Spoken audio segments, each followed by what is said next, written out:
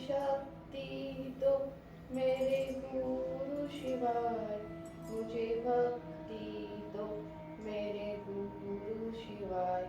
गुरु माता पिता तेरे बंधु सखा, तेरे चरणों में मेरे गुरु मेरे कोटि प्रणाम।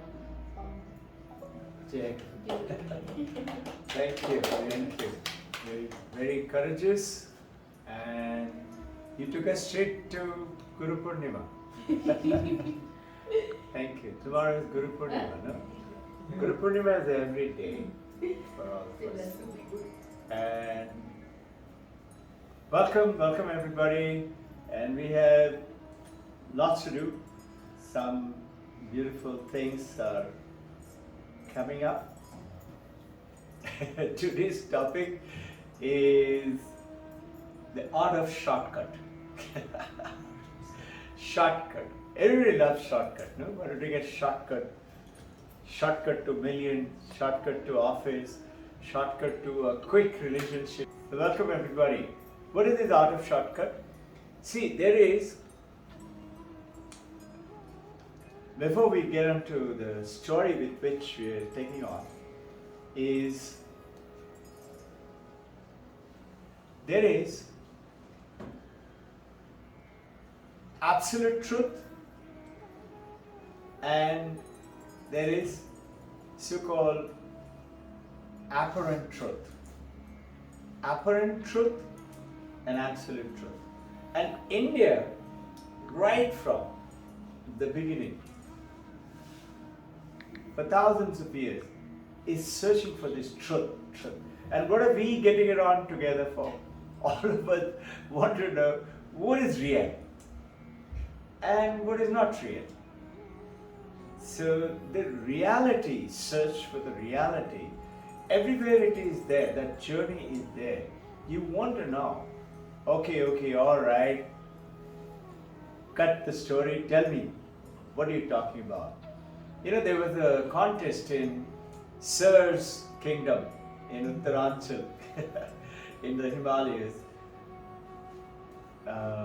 Advaita versus Dvaita. So, Dvaita is Sankhya. And they saying this world is also real and the consciousness is also real. Both real, and we are working in that. And Advaitas say, no, there is only one reality. There are no two. So there was a fight going on. A debate was on. And there was a great master of the Dvaitavad who came down to shoot down the Advaitavadis. There was a great realized Advaitavadi master. He didn't want to participate. So all his disciples and all from a big ashram, he was running a big ashram, the Advaitavadi master. They went and asked him, sir, please come and attend.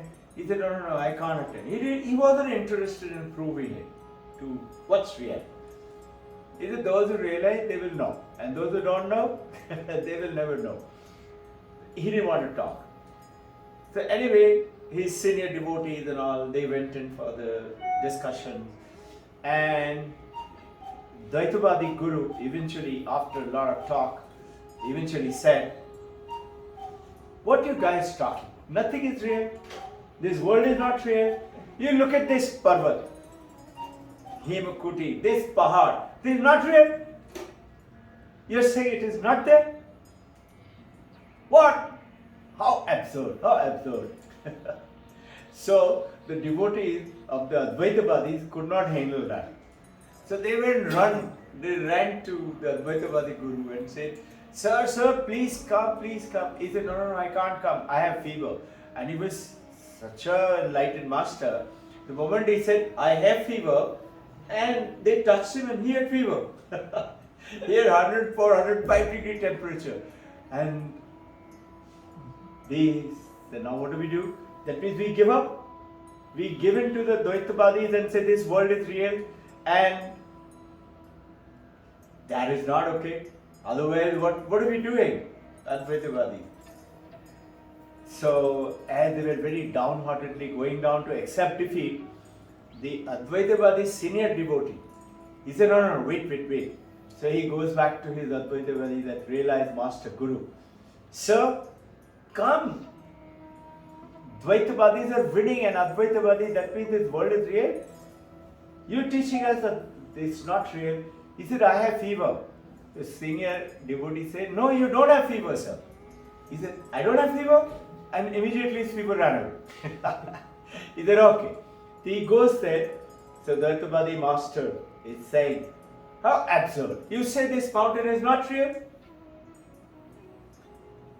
So the Advaitavadi master, he just looks at him, the Advaitavadi master, and he says, in Hindi, he said, पहले कौन? पहले आप या पहले पर्वत? And this Dvaitavadi master apparently was a very enlightened guy, and the moment the Advaitavadi touched upon it, he got up, the Dvaitavadi master got up, came and did pranam like this and left. Only that sentence. So our topic is the art of shortcut. What does it mean? How can you suddenly make the vanish? The parvat is vanished. And why did the Dvaitavadi just pranam and run away literally? So the devotees asked the Advaitavadi master, sir, what does it mean? And the more we read, the more we get along in this world, the more excited I am finding it today that what a great rich heritage we've got from our ancient, and unfortunately we are making very little effort towards knowing it. And I am delighted that you and me, we have got a little, flickering of that fire. That fire is not out there, or it's in the matchstick. It is just one has to learn to strike it. Or let's say the lighter, it's there inside the flint, but we don't know. And we say, come on, where is this? Can't you see the mountain? So what is it? What is the statement here? Why did the Dvaitavadi run away? So what is the actually it is? When you say, you see this computer, you see me. Now this is called Vrittivadi. Vritti. When you see this jug, a glass of water, what do you see? Your eyes actually pick up that image. It doesn't enter your eye. Or this microphone doesn't enter your eye. The light falls on it, it comes and creates through the eye, through the tiny electrical particles to the brain to the mind. Now mind, how does it concur that picture of a microphone is still to the Western world can't make out. So Galen Trosson is a very famous writer currently right now. He's written this book, Hard Facts of, David Chalmers has written Hard Facts of Consciousness. He's written Hard Facts of Matter. David Trosson, he's saying, you are saying matter, material is everything. If you break it down further, it comes to electron, proton, neutron, and further. What will it come? You and I know it will come to information and energy. Where is the matter now? Matter is what occupies space. This is Western science definition wise. Advaitavadi says, what is matter? The matter or object is which is an object to your consciousness, meaning it obstructs your consciousness. So what happened to that microphone? Vrittivadi, that light fell through and it entered and it gave you an image. In the Advaitavad, thousands of years ago, they say it is because Western science can't explain. The ancient Upanishad says it because it creates a ripple in your vritti. Its vritti is, you can say, is like a ripple in the mind. The mind is like a lake. If through a stone, it creates a ripple. What is the stone here? A suggestion. To what? It creates an experience. What is an experience? Remember our earlier discussion? Object and consciousness. So the object is there, creates a ripple, consciousness powers it and says, this is the microphone. A baby wouldn't know because baby doesn't know what's a microphone. But you and I know what is it, so it creates a vritti. And you know, what did the mountain do? Mountain isn't a vritti on your awareness. If that Dvaitavadi master was not conscious, imagine, okay, would he be able to see the mountain? No. Where is that mountain? So which is first? First is you with your awareness. And who is you? As per Advaita, you are that awareness. That is it. And this is why Shankaracharya is saying, Mano Buddhi Chitta Ahankar Na Aham. We say what? I am this body, I am this mind, I am this intellect, I am this memory, and I am my ego. Shankaracharya said, Na Aham. I am not that. Chidananda Rupoham Shivoham Shivo. Just say, you and I, such a beautiful truth. So, now, what is this art of shortcut? Let's take on with it. I'm jumping now, okay? Some time back I talked about this story. Carl Friedrich Gauss is one of the top mathematicians 250 years ago. And this talking about is in a German village, is a German village, Brunswick. And that would be something like about 275, 280 years ago. Now there was a formidable teacher, is walking round and round, all the students, irrespective of their age, they will all come to one classroom. A big hall, village is created, and all the children are taught by one, maybe 120, 150 students. The teacher doesn't even know their name. The teacher comes, and now he has to teach them. So he is walking around with his cane formidably, meaning threateningly. Hey, any of you act funny? I'm going to give you one. And he now wanted to relax a little bit. So teacher said, all right, everybody used to write those days in slate. A little slate like this. I've used them in your childhood. Did you all use? You must have used, sir.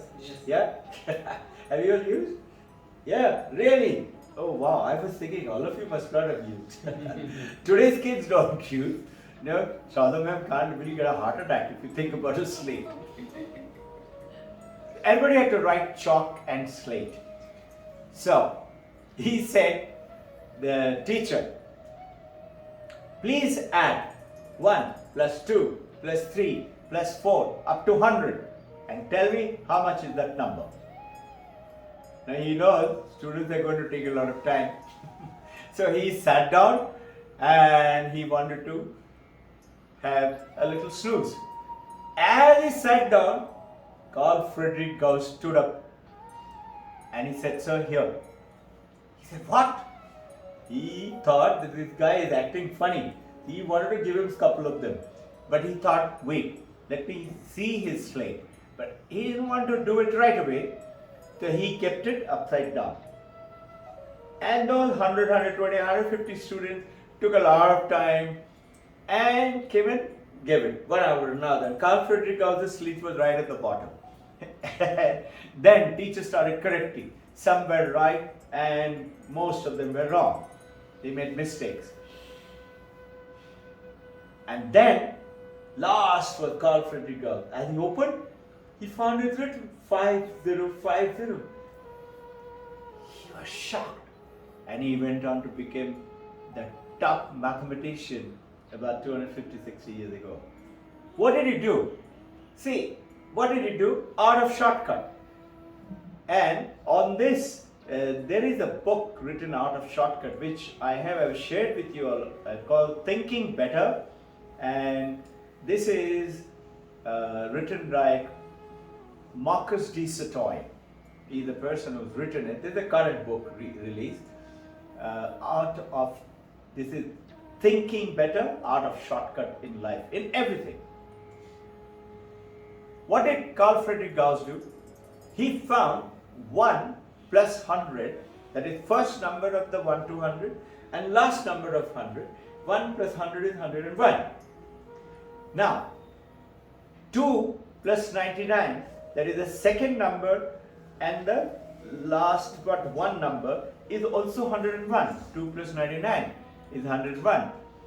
3 plus 98 is also 101. And he made, how many pairs are there? 50 pairs. And he straight away got 5050. You and I have learned in the school, you remember n into n plus 1 by 2? We have done that formula. So n is 100 and 100 into 100 plus 1 by 2 is 50.5 multiplied by 100, it is 5050. We know that now. So what is this now? And this is beautifully deduced by Swami Sarvapriyananda. He's talking about Advaita Vedanta is art of shortcut. And this is what you and I have got into this beautiful world, that in spiritual life, this Vedanta and this dynamism in Vedanta. Now, if you look at it in the questions of, a so-called apparent truth and absolute truth. Most of us, what has happened is, we are pretty happy with apparent truth. Apparent truth, and this body, and this mind, and this name, and I'm form. I am here. And the reality, the truth, which is great masters are saying, no, it's not that. It's not you. Yes, you're using your body and mind and name and form, but that's not you. Now, in which there is East and Western idealism. I covered this topic a few days ago about, there is Bernard Castro and Sarvapriyananda. They had a debate on Advaitavad, and Bernard Castro is one of the top philosophers right now. If you Google him, you'll be surprised. Almost every day, 2-3 debates he's going ahead and doing with the physicists. He's a philosopher and a mathematician, and the other mathematicians and philosophers and the scientists, they're all having debate. How can you say? And now look at it. The latest Nobel Prize winner, 3 of them, I'm just connecting all of them for our session today. 3 of them, physicists, got Nobel Prize. Saying what? Are you all aware what was the topic? I shared with you all. No? Don't recollect? It says the topic is this world is not real, for which they've got the world is not real. And you are saying what reality? What is the truth? And this is what we are talking about. Apparently in the Hinduism, if you look at it for ancient time, we had Sankhya. Sankhya has said that you are right, this world is real, and your consciousness is also real. And our Vijay sir's favorite guru, give his name, who is Sankhya philosopher? Huh? Yeah. Now, he's talking about Vishnu is real, and your consciousness is also real, and that consciousness is nothing else but through Vishnu. Now, this is Sankhya, okay? Both are real. Now go to Kashmiri Shaivism. There are the 3 major. Kashmiri Shaivism is monoism, is one. But it says that that consciousness, which is real, mono, but it is dynamic. And dynamism is what? Shiva is the dynamic. But Shiva is given all his power. Shiva is Brahman, as per Kashmiri Shaivism, giving all his power to Mother. And that's why Mother Kali symbolically standing on top of Shiva. Shiva is who? Is drawing the strength from Shiva. And see, you cannot think in Hinduism where you come into the bodies, idealism. Now, Spinoza's God, you remember Einstein, we talked about a few weeks ago, Spinoza's God. Spinoza is saying, and which is Einstein believed in, Spinoza's God. We covered it, I think last week or the week before. He's talking about how can you limit God into a little figure. And God is who? As per Spinoza, as per Einstein, it is one with the nature. It is one with the nature, one. And that Einstein belief, Spinoza has talked about long time. And most of the today's realized masters say Spinoza also was a realized master. He also left his body very young. Exactly, I don't remember, 33, 34 years or something like that. He died very young. Now, getting back to it, that this Kashmiri Shaivism is talking about dynamism. And that dynamism is Prakriti, who the mother, who's got all the power to create. And Shiva is not doing anything. Paramahansa Ramakrishna used to give a beautiful example. He said, just imagine a marriage house. And it's the mother who's running around and doing everything, and father is sitting, maybe smoking. He was giving a story because those days hookah smoker. He said maybe he's having a hookah, surrounded by a few of the other male members in that marriage who has come down, relatives and all. And mother is running around, organizing everything. And mother comes and once in a while whispers something in the father's ear. And father listens to it. And all he does is shakes his head. And mother again runs around. Meaning, consent given, power is given. Go ahead. So Paramahansa Ramakrishna used to say, this is what it means Prakriti and Purusha, Mother Kali and Shiva. This is what Kashmiri Shaivism is saying. Dynamism, consciousness. What is Advaita saying? Advaita is saying, no, dynamism is just a quality. Consciousness does not have any quality. Consciousness is without qualification. Qualification is like quality. Without. It is just is. Like, a very good example would be, you are seeing yourself in the mirror. And you shaving or beautifying your face or something like that. And you say, that's me. And if you look at it carefully, that's not you. That's your image. Yes, it looks. Depending on what? Depending on the quality of the mirror, how clear is the image. If it is titanium polished mirror, you are looking almost perfectly same. If it is cracked mirror, dirty mirror, old mirror, it's obscured image. What is this mirror? Mirror is a simile of your mind. And that mind is reflecting your face. If your mind goes to beyond mind, your mind goes meaning you, what you think I am, is the body and the mind. Paramahansa, Buddha, Jesus Christ, what did they do? They went beyond body and the mind. Though they are operating with the body and the mind, but they went beyond. And they permeated.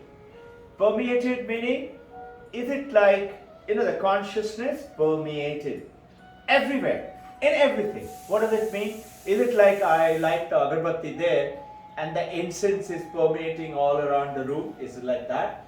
Or is it that this light is permeating everywhere in this room? No, it is not that.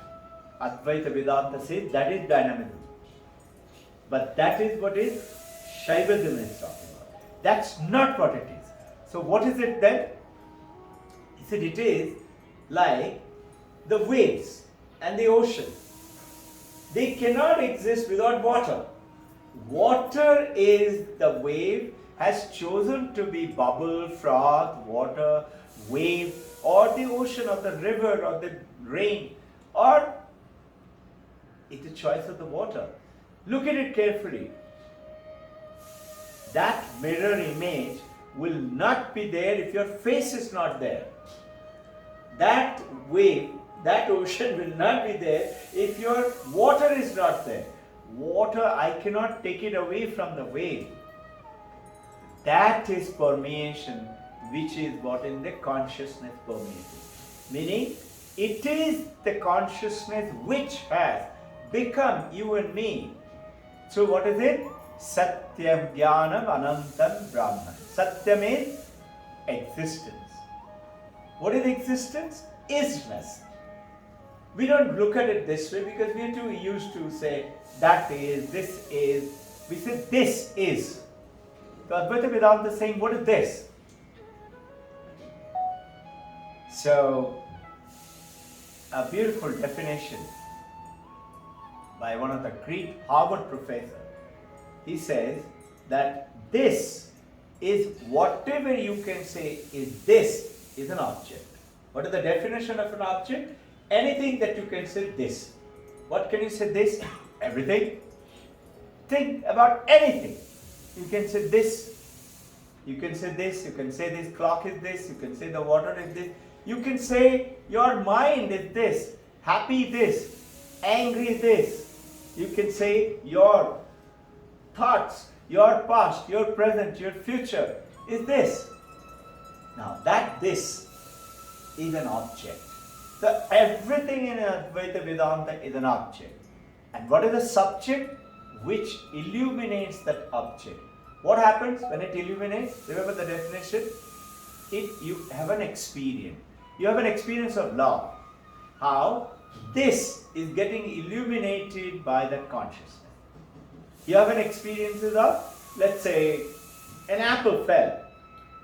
It gave a message to Isaac Newton. He started doing that experience, this message. Why did it fall? And he kept thinking and thinking. What kept thinking? The mind. And the mind got power from the consciousness and realized why did it fall? You understood now? Anything. And if you break down the matter and down, there is no matter now. But this is Western science says. Advaita says, no, there is still there matter. Whatever you call. Information is a matter. Because you can say this information, I got it. This data. Yes, sir. Vijay sir is about to ask a question. Ask. Yeah, tell. Yes, sir. Doubt is coming. You have a question? Yeah. Yeah, tell me. So you said consciousness can take any form of its own. Consciousness? Consciousness takes the form. Takes the form. Consciousness is capable of taking any form. Mm-hmm. That's what you say. Like we are the form of the consciousness. Yeah. Now, in case you talk about the Newton's third law of motion. Hmm? Newton's third law of motion. Right. That everything, unless until external force is applied, Right. nothing can change itself. Right. So what is that external force on consciousness, Right. which is forcing it to change it to the form. form? The form. Yeah, some Okay. external force has to be there. Huh? Some external force has to be there. Right. So we have to do a little beginning part of the thinking to change it a little bit. And what is that? Consciousness is not giving form.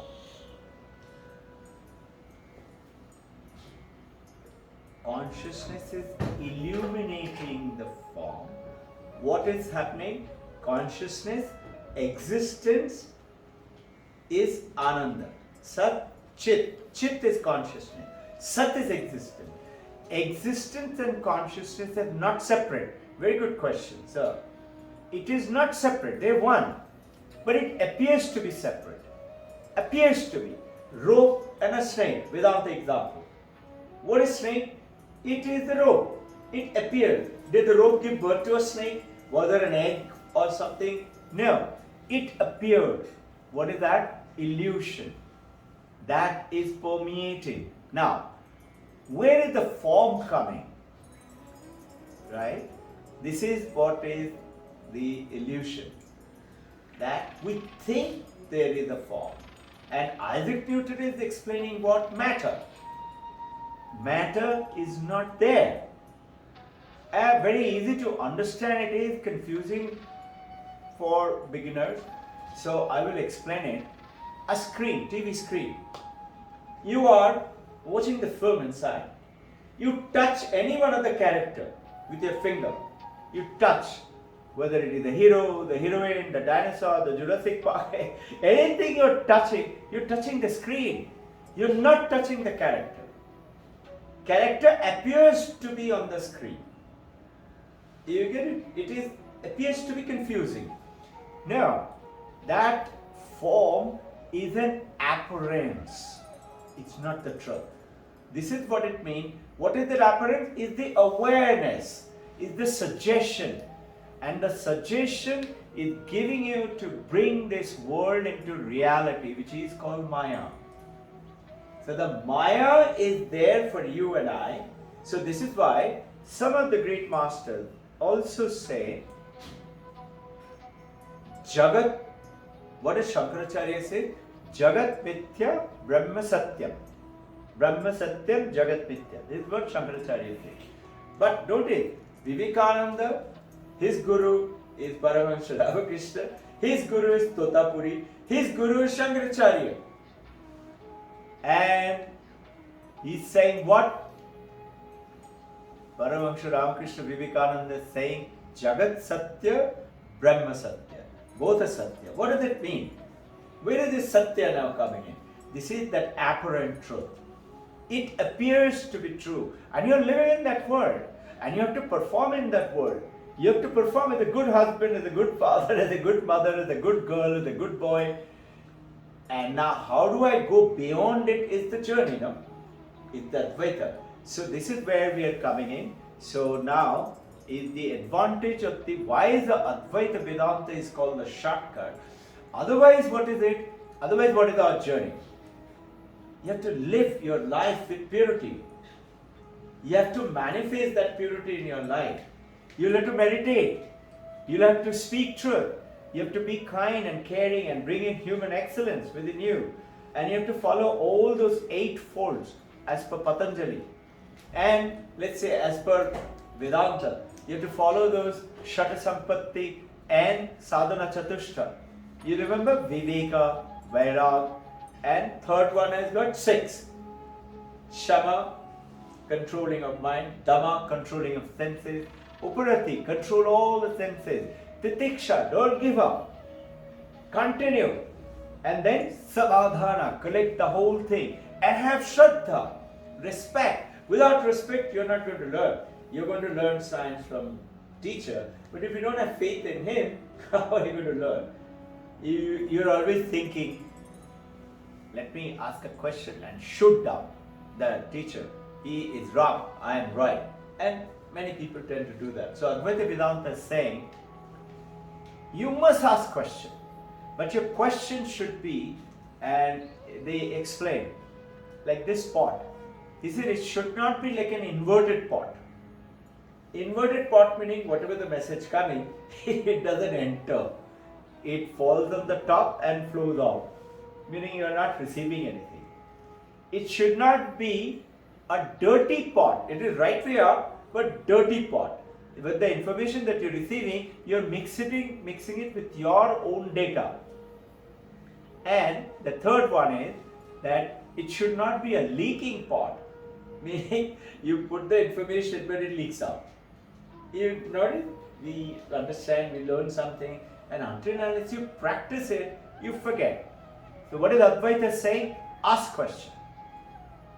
And then ask question again, reflect on it, find out more truth, do more reading, asking more question.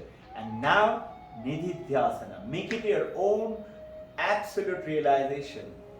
Example, very simple. 2 examples. One is truth, one is not truth. What is the truth? Truth is, let's say, vanilla ice cream. You never forget what is the taste.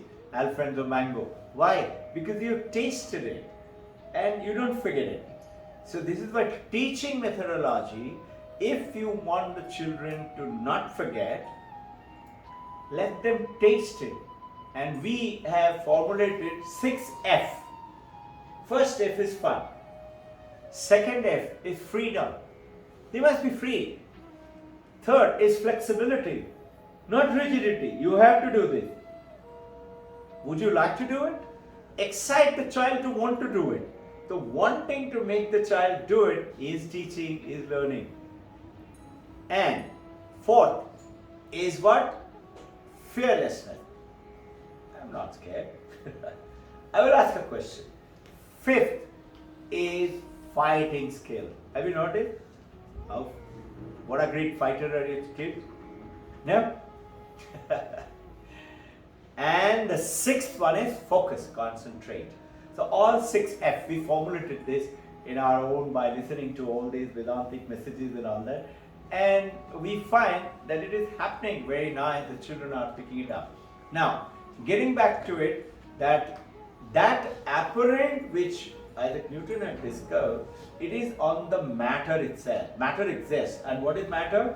As per Western, whatever occupies space. And what occupies space? Apparently this computer, this table, you and I and mountain and the dogs and the dolphin and the ocean and everything else exists. Whereas as per the so-called apparent truth and the reality of the truth. Reality of the truth is need to understand through journey through apparent. This is a beautiful message in the Advaita. Unless you have the apparent truth, you cannot go to the realized truth. So you have to go through your mind, which is not true, and through your body. You have to discipline your body. You have to discipline that dhamma, control of the senses, 5 senses, and like that. And then you reach the ultimate truth. And Advaita Vedanta says that the promise is that if you follow it, you will. Guarantee. In this birth alone. So initially your journey, how can it be? I am Brahman. Yeah. Not believe. But I know, I hear it. It's a kind of a theoretical knowledge. I listen to the knowledge and I say, okay, I don't think I can be. Why the hell is he talking? Why the hell are so many guys are talking? Why the hell are so many guys that become realized? After all, through that process, let me find out a little more. The curiosity comes. And that's what you and I are doing right now. Finding out more and more and more.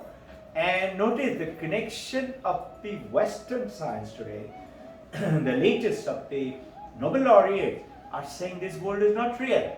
This world is which world? That world which is so-called.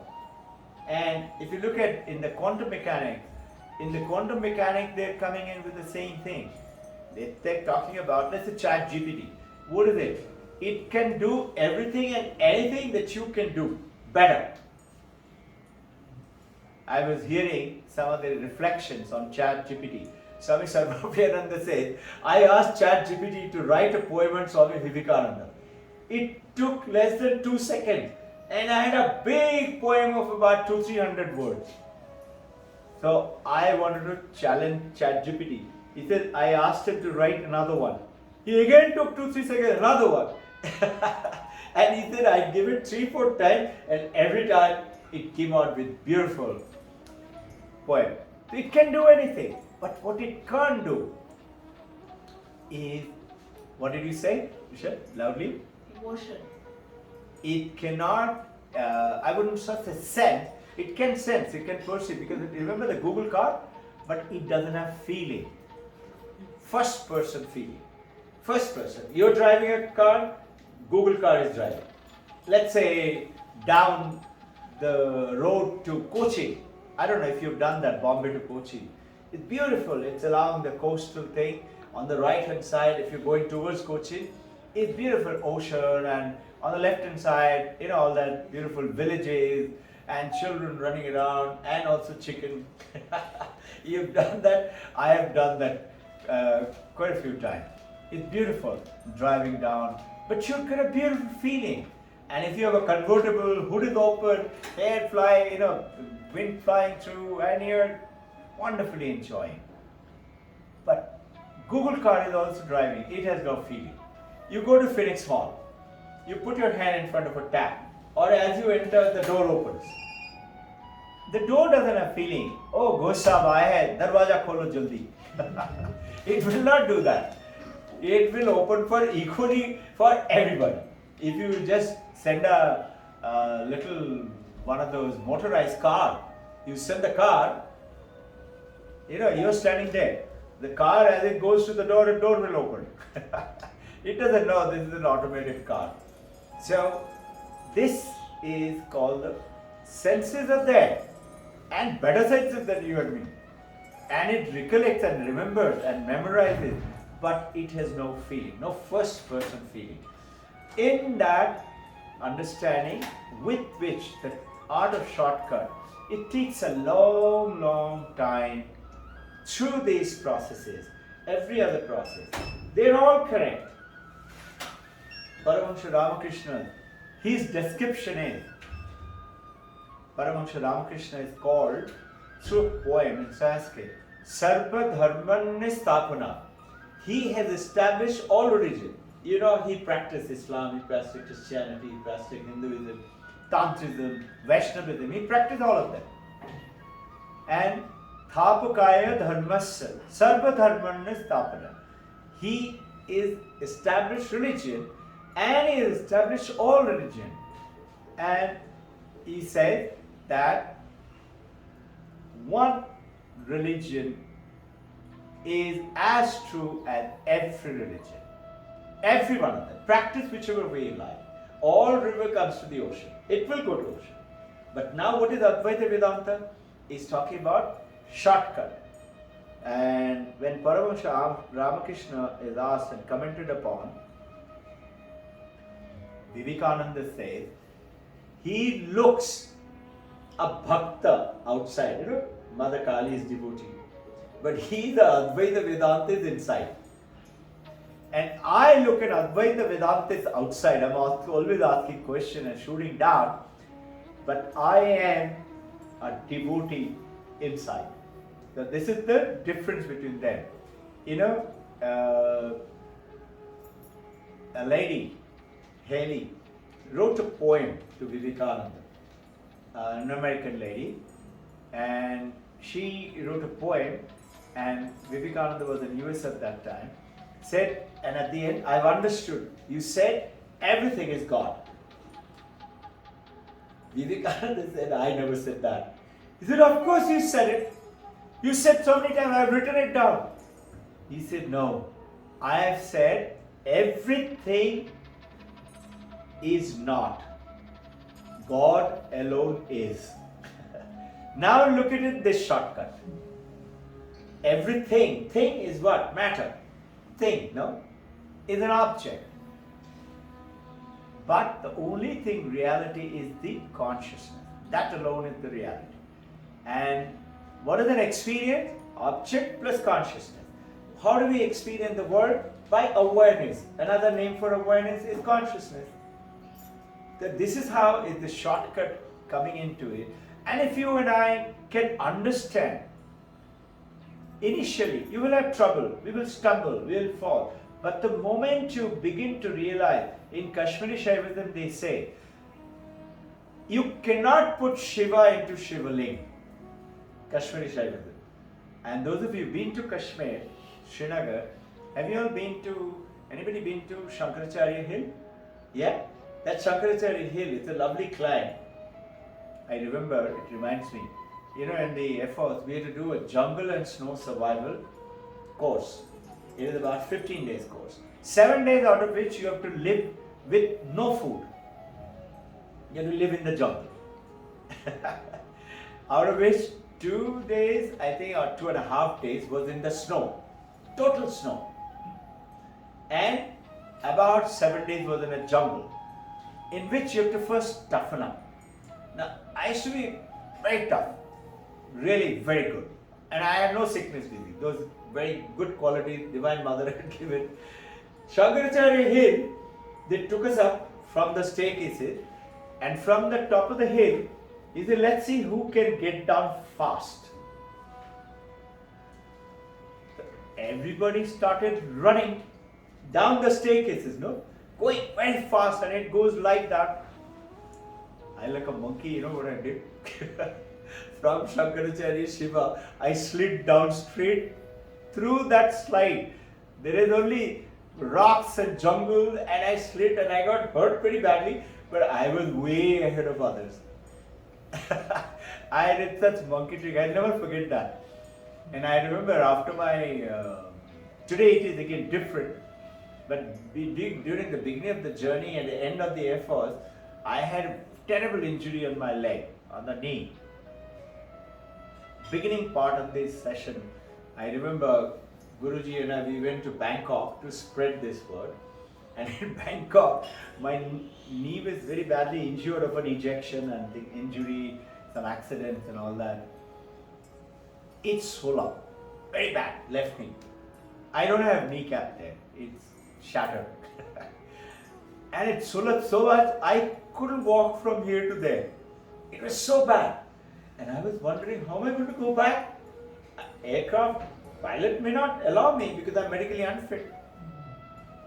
And I kept praying, and I remember Santosh Manthan and Sally and Mother, they all came with various Thai oil and tried to massage, and they sent Thai oil to Shraddha Ma'am. Shraddha Ma'am has got that oil still, lots of bottles. And I somehow managed to come back. It was very bad. And when I came and went to a doctor here, Shraddha Ma'am was with me. He said, if you sit down on the floor, then you will be bedridden for life. You can't. And you remember I talked to you about, he also had that same thing message. I said, utter nonsense. I have to sit down on the floor. He said, then it's your funeral. He's a very kind, very beautiful person. Either it's really, and his son is also a fighter pilot. He said it will be very bad. I said, I have to sit down. To hell with it. If I have to be bedridden, okay, I'll be bedridden. But I'm not going to stop sitting. And at that time, we had to go down to Kashmir. You remember Sister Shraddha Ma'am? Sister went running up the staircases and went to the temple. We went up to just about maybe 60 or 70 steps or 100 steps to go. I couldn't climb anymore. Poor Shraddha Ma'am. Shraddha Ma'am said, I'll stay back with you. And they all went up, saw and came back. And subsequently we went to Babaji's cave. And by then my knee started becoming better. Shraddha Ma'am with her holding hand, we reached Babaji's cave.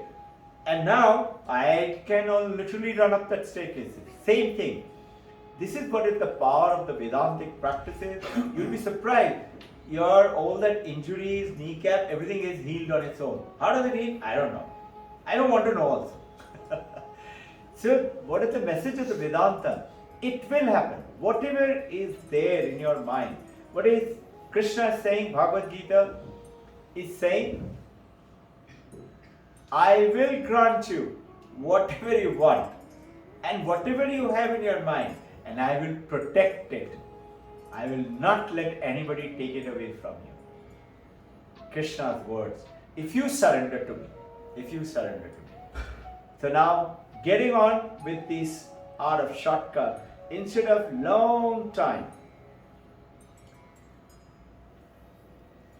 and many lifetimes journey to become enlightened. This is what Vedanta says. Okay, you couldn't do it. 30 years I'm meditating, nothing is happening. So what does Guru say?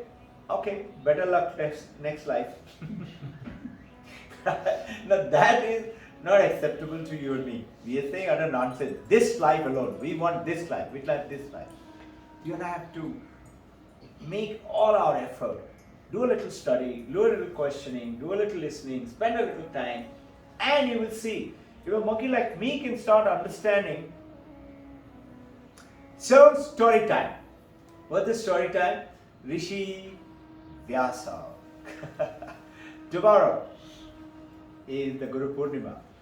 I don't know if you all know, must be knowing, Rishi Vyasa mother was a very pretty lady, Satyavati. But she was also having a name, Matsagandhya. She was an Apsara. She got a curse from another Apsara. That you think you are very pretty, she was very pretty. You will smell of fish, nobody will want to come close to you. Okay? And she used to really stink of fish. Father was Bali, King Bali. He was a king. He got so fed up of her stink. All naturally palace must be stinking of fish.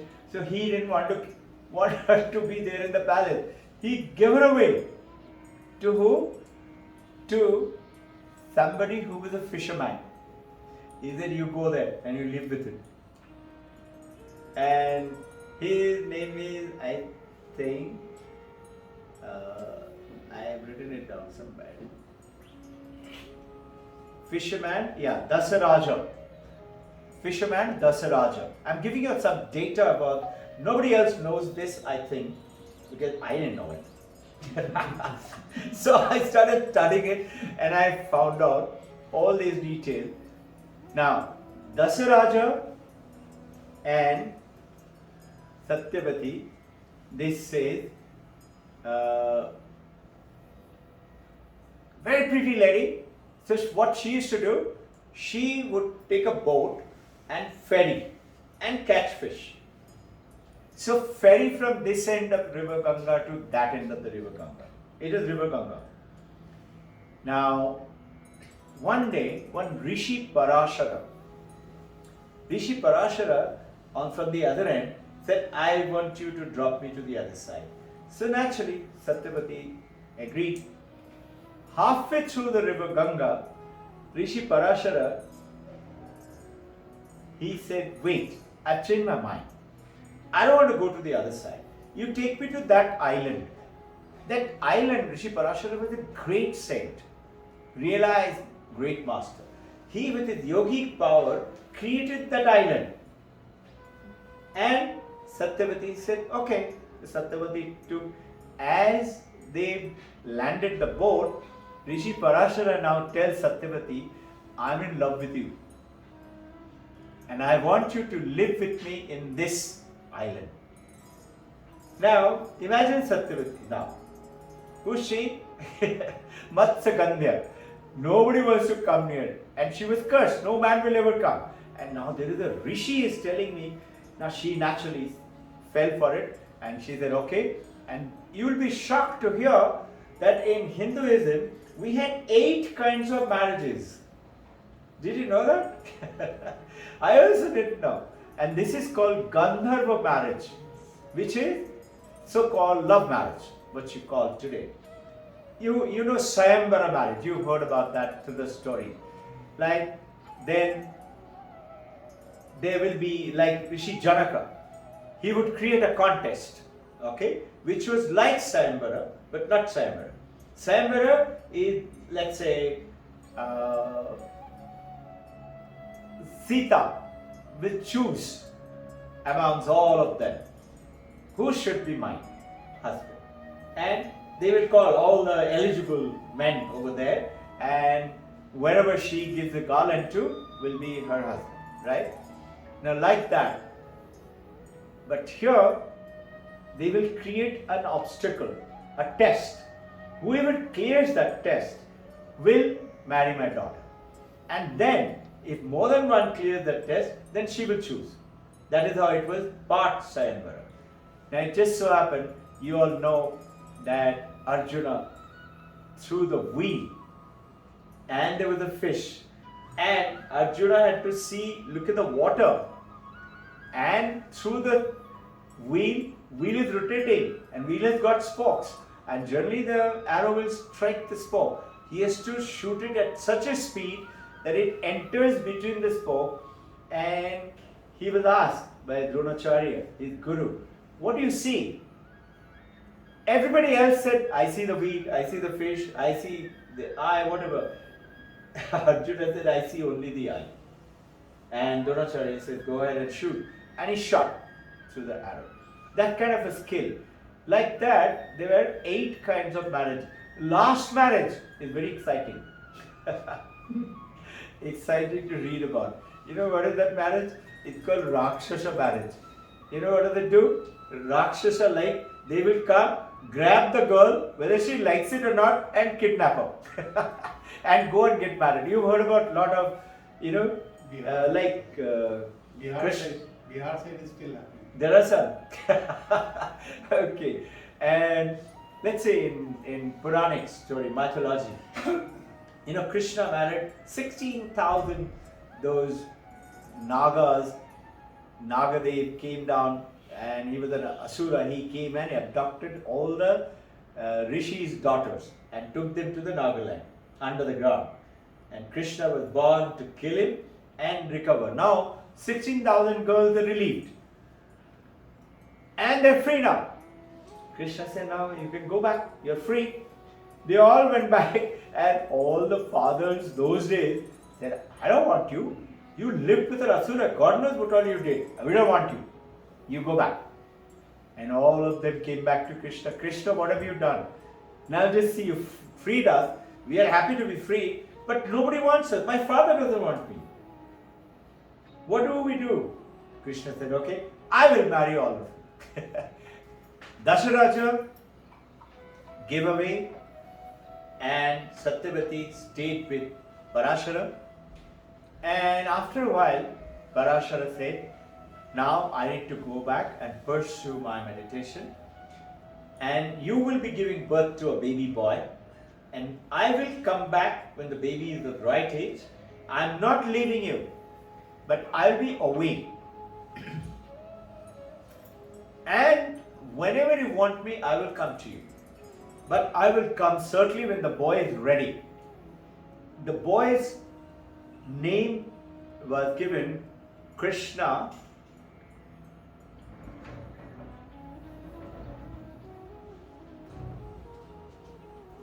Krishna Dwapayana. Dwapayana meaning it is that island, and Krishna is because he was very dark, the boy. Now when the boy was the right age, so Rishi Parashara sent his disciples, they came and took him away. And he was trained by Rishi Parashara. And you know who is he? He is Rishi Vyasa. He decided to be a Rishi, monk. He told Mother, Satyavati, Mother, I have chosen to be my life to be a Rishi, a monk. But whenever you want me, you call me, I will come to you. Whatever you want, you ask me, I will give it to you. I don't know if you all know this, that he is the one, the initial part of it, I think all of you will know, because he wrote Mahabharata, he wrote 18 Puranas, he wrote Bhagavad, that Mahabharata is Bhagavad Gita, part of it. He also wrote Bhagavatam. He also wrote 18 Puranas. He also wrote Brahma Sutram. The people ask, how can one person write all of them? We can't even finish reading them. It is also said about many other writers like Shakespeare, like Rabindranath Tagore. You know, Vivekananda, his books, 8 volumes. Reading is tricky, but one can finish. Rabindranath, the books that he has written, it says that it will take lifetime and yet you won't be able to finish.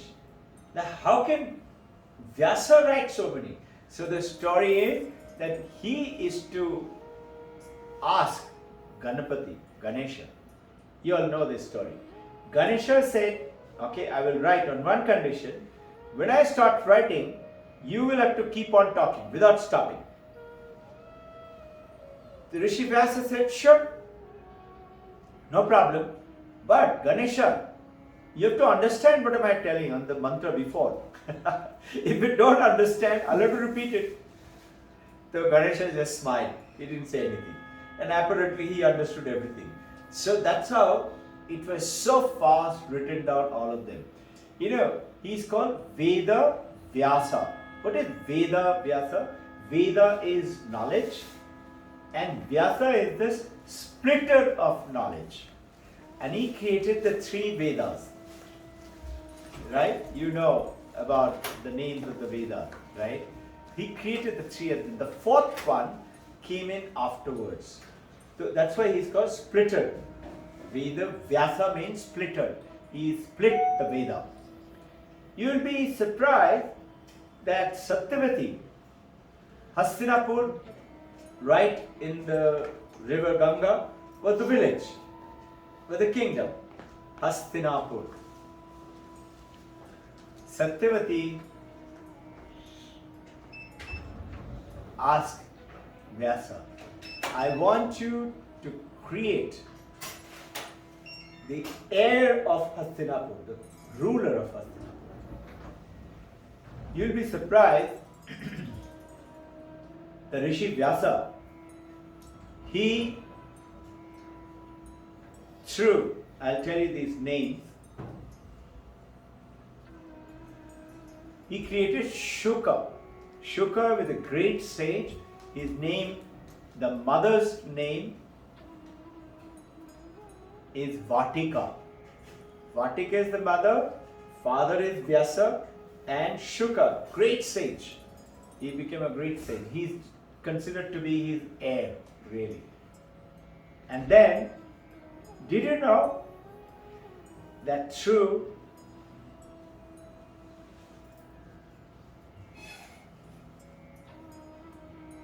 Ambika, Mother Ambika,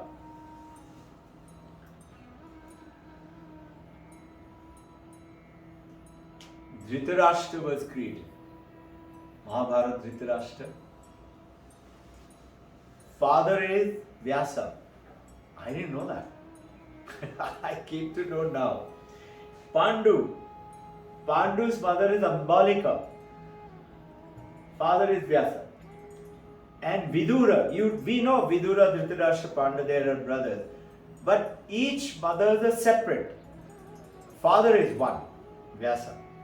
And Vidura's mother was Parashurami, Parishami. A difficult name, so I wrote them down. So imagine, he created all of them. And now we are talking about coming back. Rishi Vyasa's details I wanted to share. I wanted to learn myself. I was very excited when I learned more of this. It's beautiful, meaning nobody has taught us in our school, college days. I didn't. Did anyone of you come to know about all this? No, nobody taught us. And another part of it is, who is Rishi Vyasa? And they say it is the Krishna himself, God himself, chose to come down. And those days there was a system. How did he have 5 wives like that? It was a system called Kalki. The system was Kalki, that an enlightened master is allowed to create for continuation of the generation. So now all of us have what you call Gotra. A Gotra is a Rishi. And so like my Gotra is Shaukali.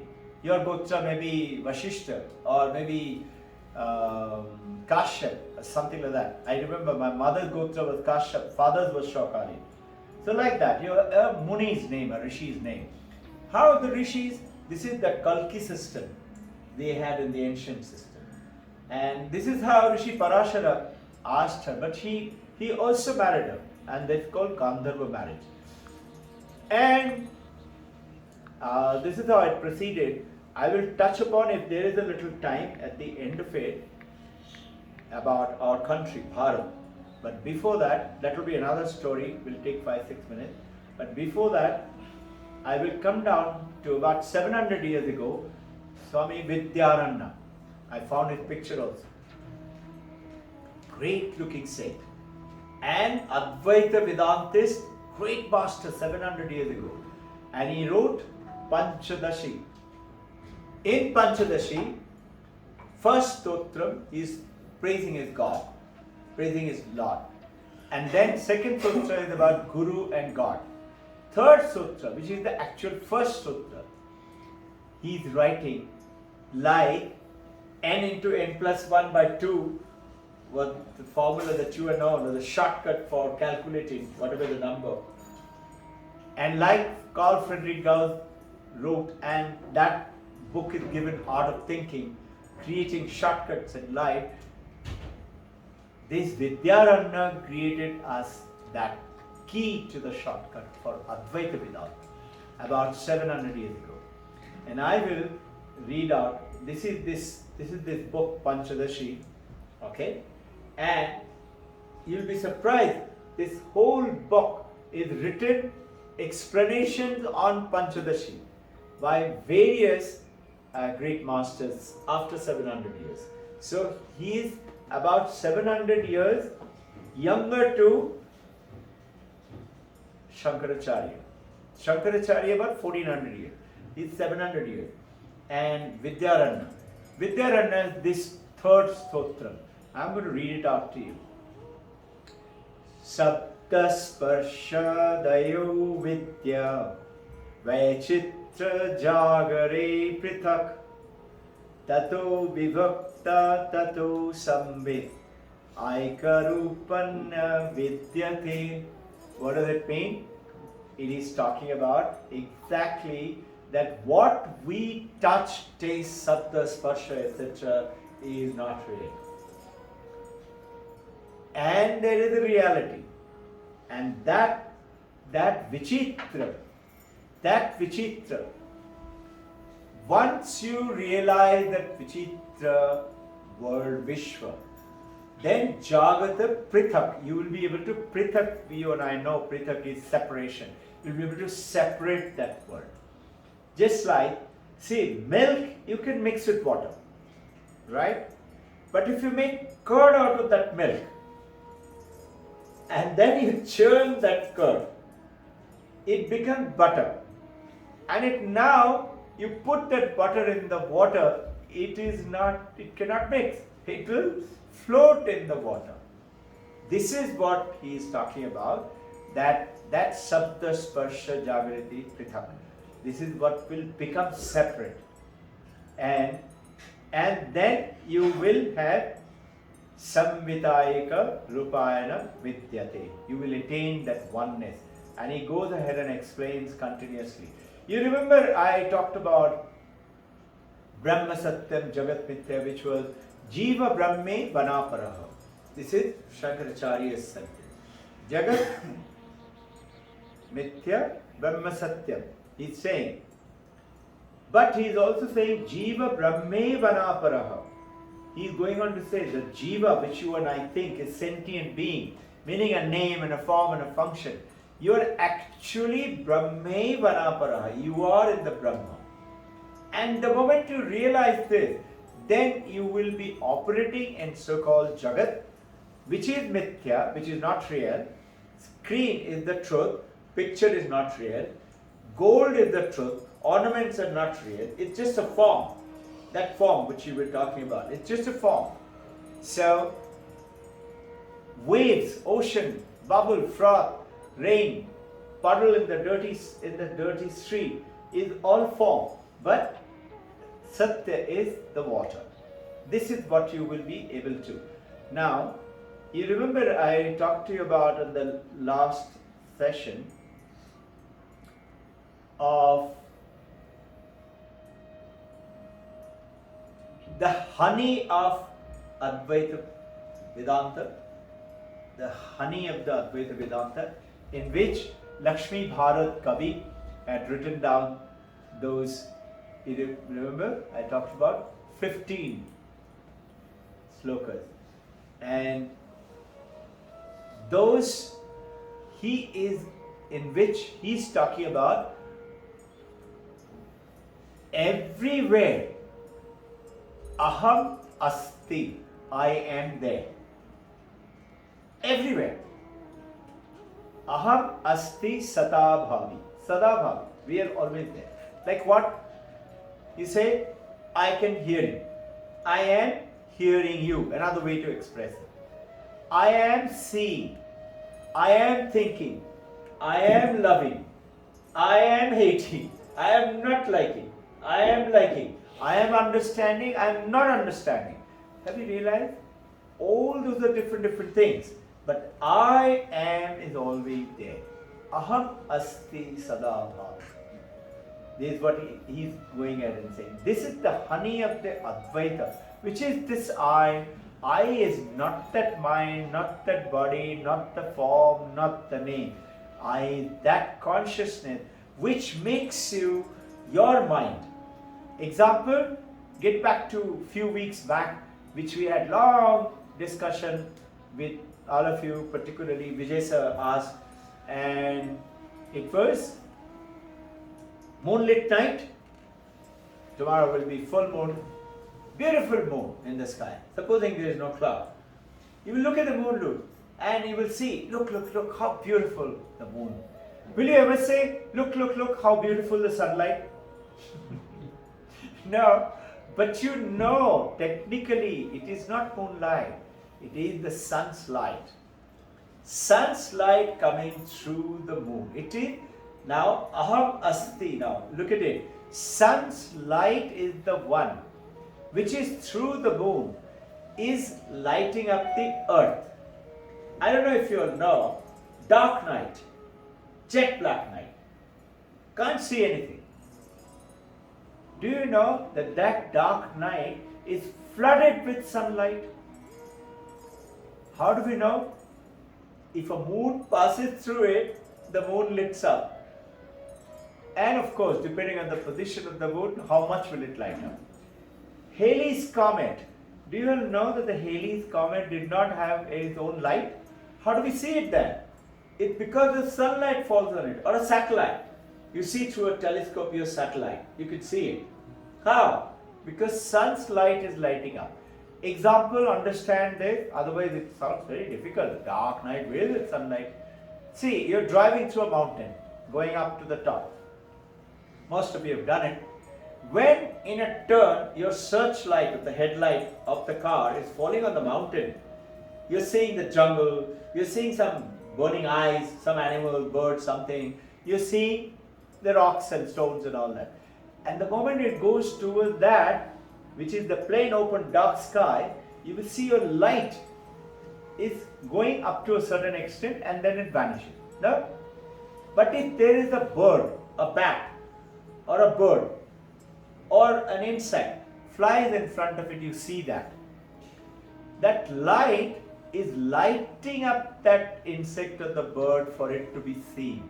Otherwise, soon enough that light will vanish. But light is there. And depending on how powerful your light, it will go that much long. Sun's light, right up to the earth. So these are examples for us to understand that complicated. You know this beautiful honey of non-duality, Lakshmi Bharat Kavi's book, is called Advaita Makaranda. To understand, he wrote this beautiful book, and Advaita Makaranda was least known to most of the monks, and it was first brought in by Tejumayananda. He's Chinmayananda ashram, one of the monks. He translated it into English, and Ramakrishna Mission also Atmarupananda. He's also translated it. This is just for information. So now, the dynamism, which is Kashmiri Shaivism is talking about, is dynamism. It doesn't exist in Advaita Vedanta. Advaita Vedanta is, it just illuminates. It is there. It is illuminating. But if it was not there, it will still be illuminating if it is not there. Some light is there. There is nothing to illuminate, but it is there. Consciousness is there. So when you and I die, we have talked about it before, our body is burnt or cremated. Right? And did you all know, by the way, there is a monk in Himalayan cave. His guru is to live in that cave. And he many of the monks, when they die, they want their body to be floated in the river Ganga, or burnt and put the ash, like I believe Prime Minister Indira Gandhi had asked, right? That time I was in the Air Force, and our aircraft only went down and threw the ash all over. She said, I want it to be spread all over India. So these monks, they like it to be put into the river.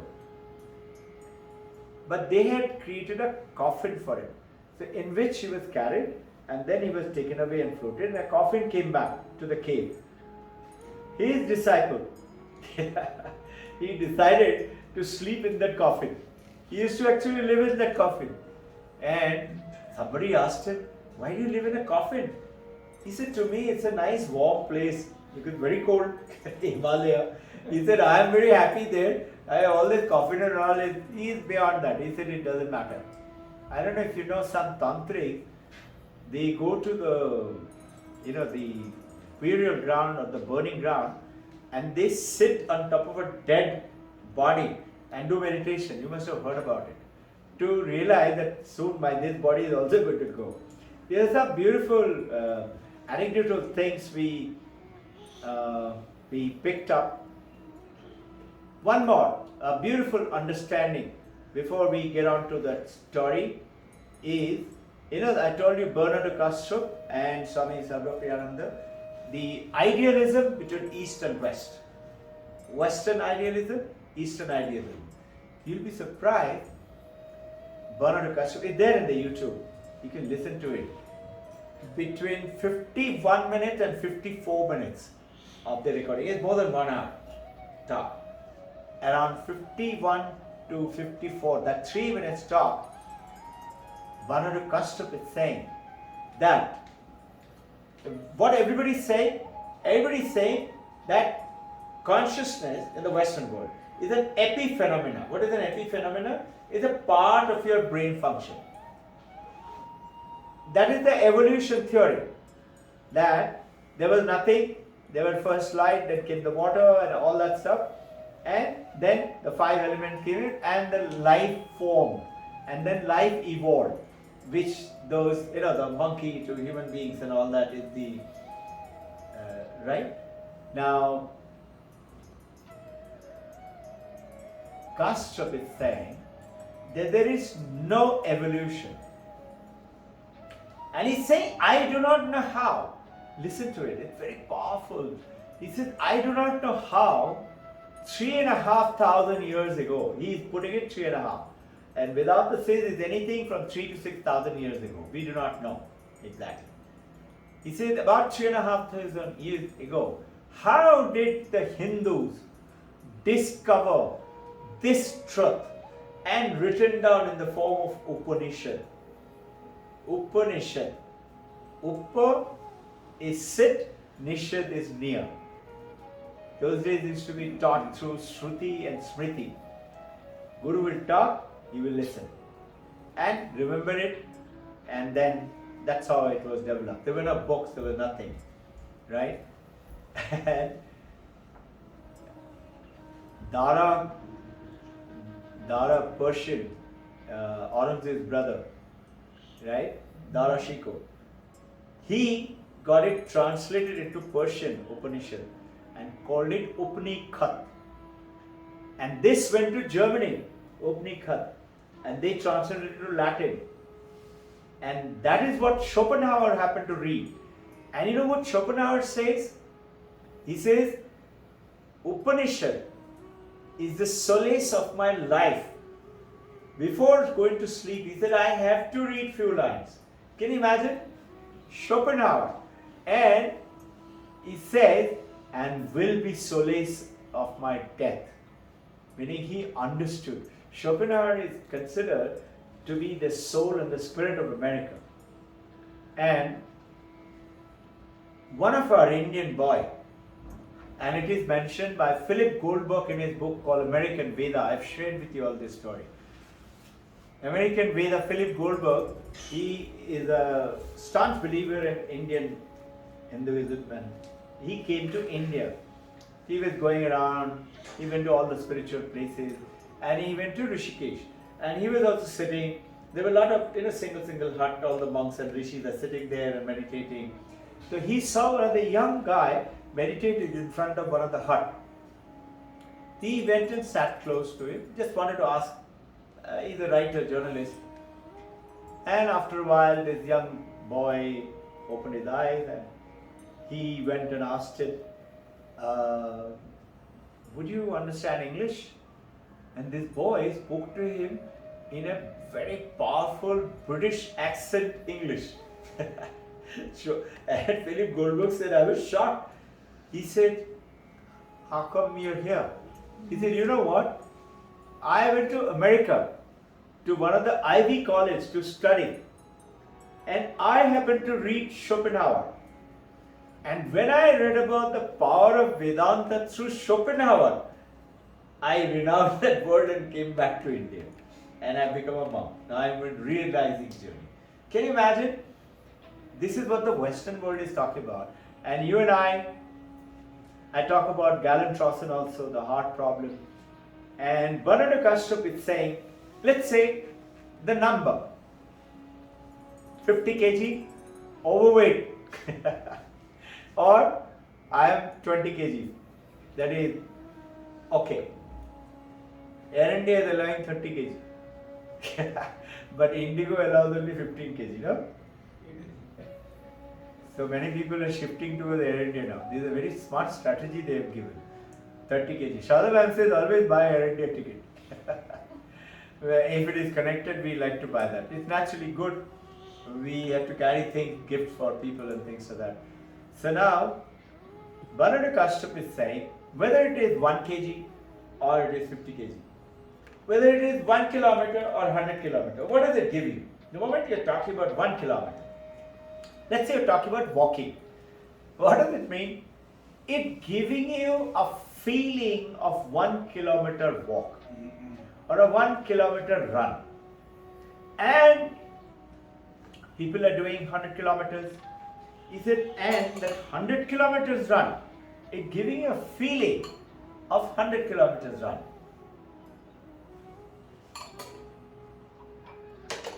Notice how powerfully he's explaining.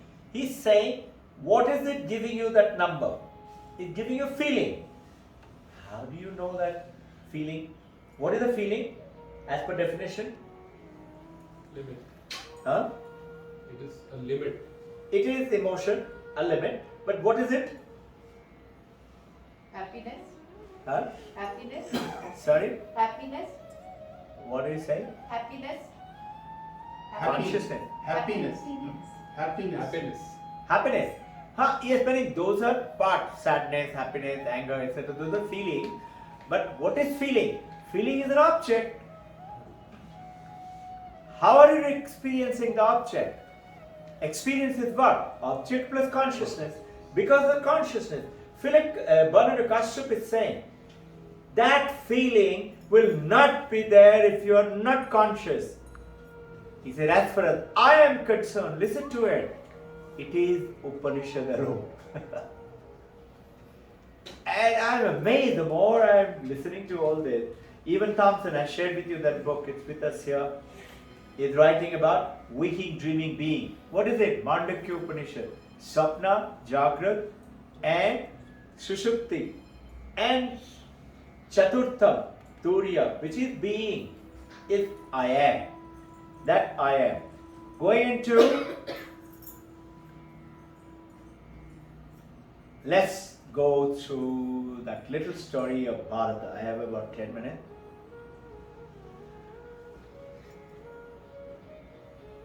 You all have heard about Vishwamitra, great king.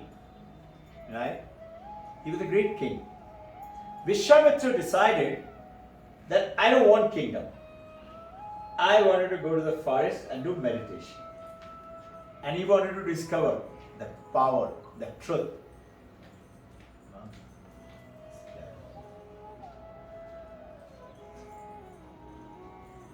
Vishwamitra started meditating 3 years, 4 years, continuously meditating. And Indra, God, got scared. that the way is becoming powerful through meditation, he is going to now take over my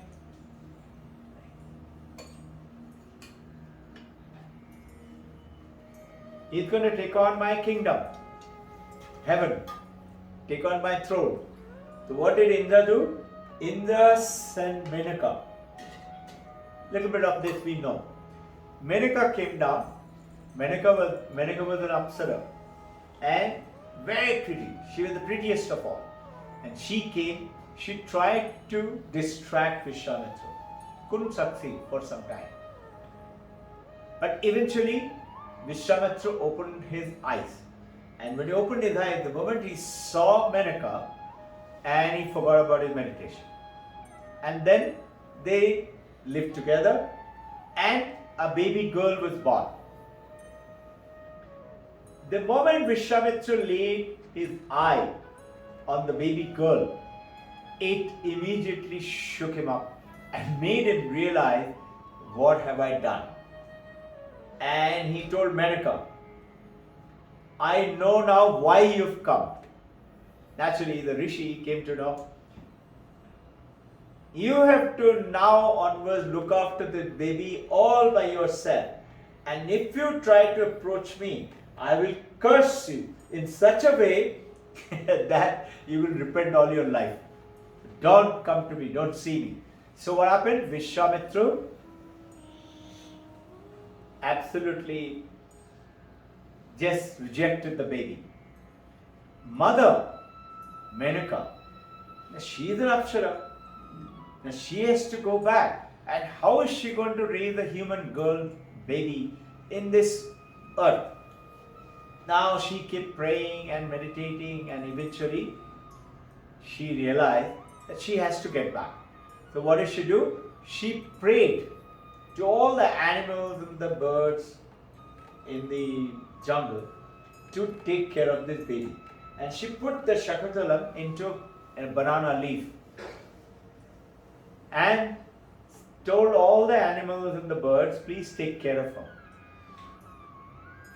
So Shakuntalam was being entertained by the birds, and the entertainment was such hilarious. The baby, such a young baby, started laughing, and the laughter of the baby, it is near river Ganga. There is great Rishi. He was going to take a bath in the river Ganga, and he heard a baby's laughter. So he investigated and he found the baby. He looked around for the father and mother, and he being a yogi, he immediately realized this is an abandoned baby. So he took the baby up and he took the baby back to his ashram, and the baby grew up. Right? And those of you who read, I remember in my school days I had read this story. Anusya and Priyambada, two of the Rishika's daughters, became her best friend. She grew up and grew up to be very charming, beautiful, very innocent girl. Totally innocent, didn't know anything and never hurt anything. Now, Rishi Kama, who was the Rishi who brought her, he had to go away for some work. So he went away. Now she was tending the ashram, looking after the plants and flowering and whatever was to be job of the ashrama. And there, suddenly, she was busy watering the plant. Suddenly somebody came from behind and said, I am thirsty. Will you give me some water, please? And as Shakuntala name was given because the birds in Sanskrit is called Shakuntala. And birds were looking after, so they named her Shakuntalam. The Shakuntala, and the moment she looked at him and he looked at her, they fell in love with each other. This is King Dushwan, king of Hastinapur. Kuru Vangsha is lunar dynasty, not Surya dynasty. Rama is Surya dynasty. That is Suryavamshi. You know about these herd. He's a Chandravamshi. And in Hastinapur, he liked her so much, he heard that the so-called the father Rishi is not there. So he would go away, but he will come with the pretext of meeting her. Every day he will come down to the ashram and started meeting her. And father was not there, and soon they did Gandharva marriage. They got married. Now Shakuntalan started expecting a baby, and the king Dushyant had to get back to his kingdom. See, before going, he said that I will go back, I will come back again to meet your father and officially take charge of you and take you back to Hastinapur as a queen. And before going, now Shakuntalan naturally heart is broken, and she was saying, no, I don't want to be alone. He said, see, I cannot take you now right away. I will take you, but you keep this ring with you. And gave her a ring. He said, hold that ring. Many of you must have heard this story a little bit, right? And Dushyant went away. And now Shakuntala was so much in love, so much in awe. She was totally in daze and thinking, what will happen to me? When will he call me? Very absent-minded came Rishi Durvasa in this ashram. And Durvasa expected welcoming, expected somebody will give some water to take care. And Shakuntala was there. And Shakuntala didn't even look at him, didn't even do pranam, nothing. He was so angry. Rishi Durvasa, needs to be very angry. Most of you must be knowing part of the story. I'm just quickly giving you a little bit of the thing, which was amazing to me. I knew, but some of it I didn't know.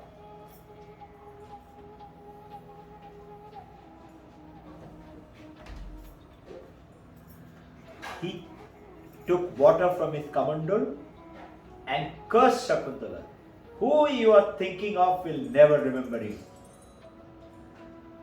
And Shakuntala was so dazed with her worries, she didn't even hear it. It didn't bother to her. But Anusua and Priyambade happened to be entering and heard Rishi, and they fell in Rishi. They knew immediately. So they fell in his feet and started praying, please forgive her, she's very innocent, she's very good, she's never hurt anyone, she didn't mean it, she's because of this reason, this is what has happened. And because of Rishi Durvasa being a Rishi, he calmed down. He said, okay, I cannot take back the curse, but what I'll give an upaya. If that person sees any one of his personal possession which he given to her, then he will remember. So they said, okay, you got the ring. And after a while, Rishi Kama came and he said, okay, now come on, let's go. We will take you back to Hastinapur. We don't wait for him to call. Let's go back and tell him, legally take care of my beautiful daughter, and she has to become the queen and all that. So they went, and after going there, naturally in the Rajya Sabha, they were right at the back, no preference given. By the time their turn came, it was quite late, and when the lady escorting them said that this is who you go to the Gandharva marriage, she's not expecting your baby, and she's here. He said, I don't recollect anything. And she narrated many incidences. He didn't remember anything. Eventually, King Dushwan, Hastinapur king, said, okay, you show me something which I have given you. She said, okay, and she immediately said, here. And suddenly she realized that while coming in the boat was crossing the river, she put her hand in the water and playing with it. Ring was naturally, king's man's ring in her hand was a little loose. They fell through into the water. It is vanished. And she was so heartbroken, she tried to, and King Dushyant, he just didn't. And everybody else in that Rajya Sabha, they started making mockery out of Shakuntala. Started sniggering and laughing at her. She left, and the rest of the party who had brought her, they went back to ashram. She said, I will not go back. I cannot show my face to my father, face of disgrace. I will stay in this place only, Hastinapur itself.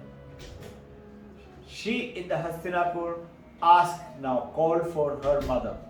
He said, Mother, Menaka, you given birth to me, you left me and gone away.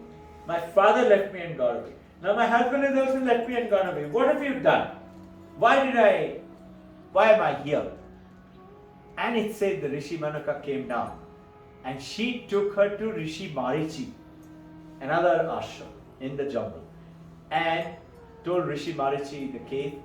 And she grew up in Rishi Marichi's ashram. Rishi Marichi agreed to take, and Menaka went back. And she gave birth to a young boy, and that boy's name is Bharata.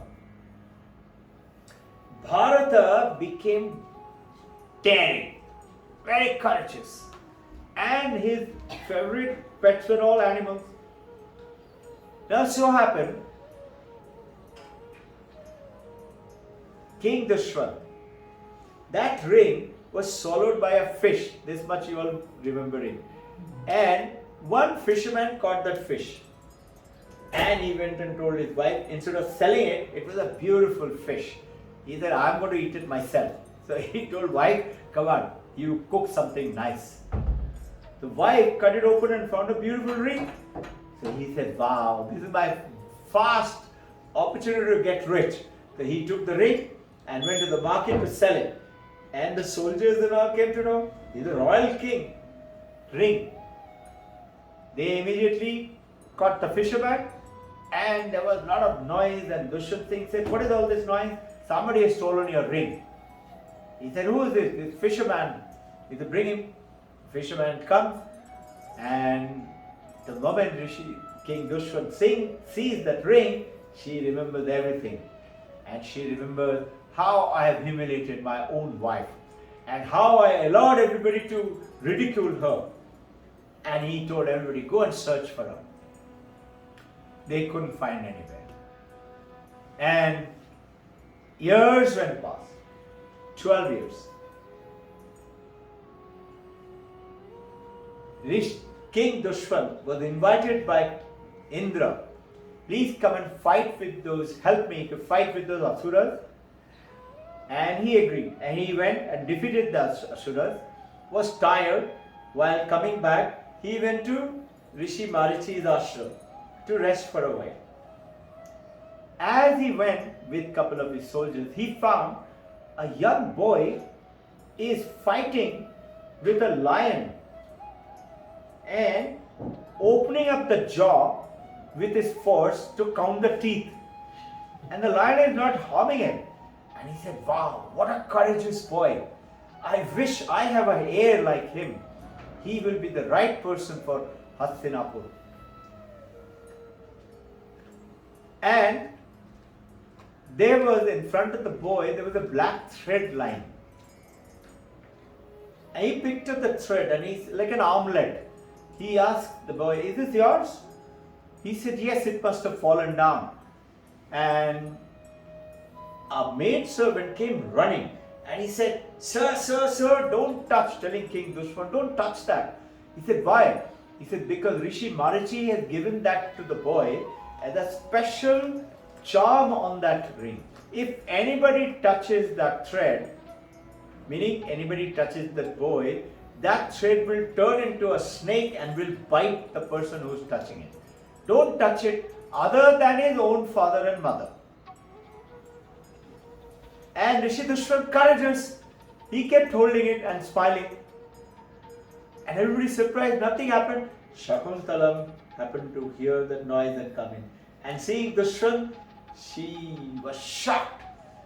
And Dushwan also remembered, because by then he had received the ring, and remembered her, and took permission from Marichi and took him back. To cut it down, the rest of the story, Bharata grew up to be the greatest king of Hastinapur and won all the kingdoms all around. You know, you've heard about Dasharath did one, Rama did one, Ashwamedha Yoga. You know, Bharata did 6 yoga, that yagnas, 6 of them, and each one 100 times.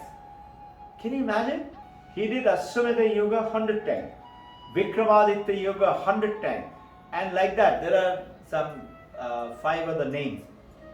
He was that powerful, and he went on to create a great kingdom. He realized he had many children, but he realized none of those kids are strong enough to rule my kingdom.